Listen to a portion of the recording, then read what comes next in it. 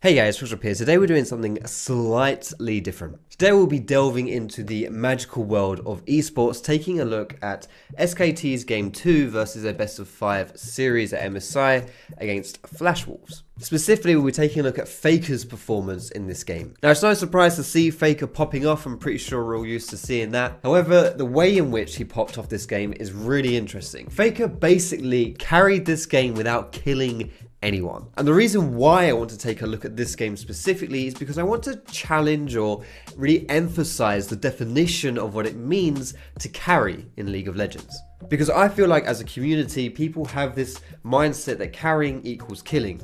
And that if you're not like 10-0, then you're not really carrying. And likewise, I'm always getting messages from people saying that they go 10-0 every single game, but they still can't carry, therefore they can't climb, elo hell, all that business. So yeah, hopefully by breaking down Faker's performance in this game, you can really see the intangibles and the elements that go into carrying that are outside just rolling over and stomping the enemy team. First things first, apologies if I sound kind of crap, I am still a little bit ill, please bear with me. The first step we need to take when it comes to carrying in League is to get the advantage over the opponent. I know this sounds really obvious or like a stupid point to make, but honestly this part isn't even really that hard. If you're someone who feels like they're in elo hell, chances are you are getting the advantages, you just can't win with them. In this game specifically, Faker gets the advantage right off the bat at level 1. Faker abuses the fact that at level 1, Cassiopeia can machine gun out her twin Fang and bully Maple's LeBlanc. In fact, he gains such an advantage from doing this that he eventually forces Maple to recall and teleport back in. Now in most of your games, you probably won't get the advantage straight off the level 1 like you're seeing here. However, you can get advantages in a plethora of ways, whether that is quite simply the kills, whether it's out trading the enemy player, whether it's out CSing the enemy player, whether you're playing towards your item power spikes, your level power spikes, your champion power spikes. How you get the advantage isn't important. What matters is that you get the advantage in some form. And just to emphasize that kills are a great way and probably the most common way to get advantages, but they are by no means the only way that you can get them. The next step involves exacerbating your advantage, exploiting the fact that you have this advantage to gain an even bigger one. In this game, Faker sets up a ridiculous minion freeze in mid lane. This denies a ridiculous amount of minions from Maple and blows open that CS gap. Of course, the only reason he can do this, the only reason he can deny these minions from Maple is because he's already established that advantage from the level 1 play. What is really important to note here is that this is not a PvP or an aggressive play whatsoever. A lot of times you in your solo queue games will think about pressing your advantage as playing aggressive going into the enemy players.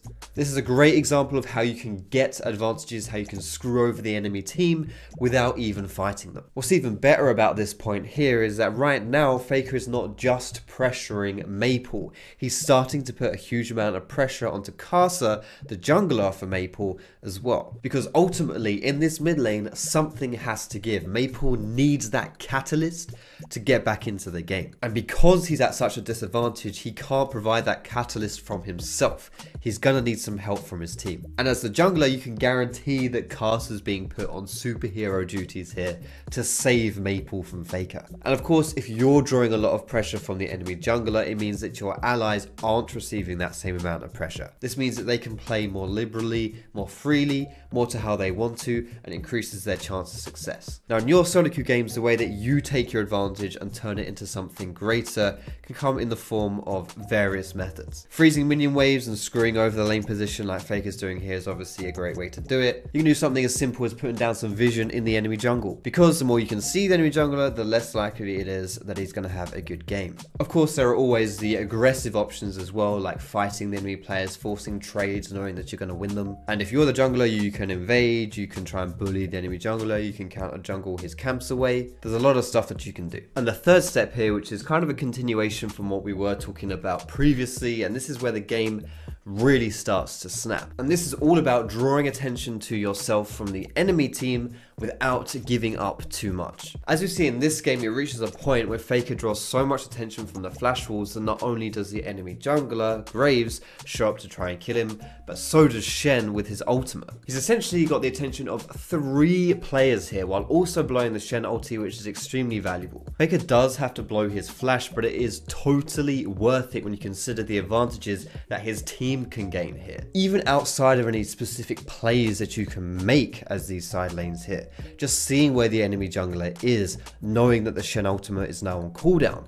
It's so useful and it can't be overstated enough. And on top of this all leads to the top laner, Huni on Fizz, getting a solo kill on Caster in his jungle. He can do this because not only did Caster just reveal himself and therefore make his location known, but also because Huni was able to gain a positional advantage in that top lane because Shen had just left. Now that's not a play that Faker's going to get an assist for, but really it's all started because of him. It's also worth noting that this is pretty much a lose-lose scenario for Caster on Graves, because not only is it ridiculously hard to even get anything on Faker at this point because he's just so far ahead, but if Peanut on Olaf were to show up, he'd probably die as well. And then a little later down the line, his team shows up for a mid lane play, and what do you know, the game breaks open. Now that's pretty much all I want to cover for this video, guys. I don't want to go like too in depth and breaking down the specific plays or anything, but I really hope that you can see how you can have a dominating performance in League without just killing people over and over. And hopefully this can help some of you guys as well who are good at killing people over and over, but not necessarily good at carrying League of Legends games. Let me know what you thought about it down below in the comments. Give me a cheeky thumbs up if you liked it. You can subscribe to me for more League of Legends content, but most importantly, guys and girls, thank you so much for watching. Have a great day, and I will see you in my next video.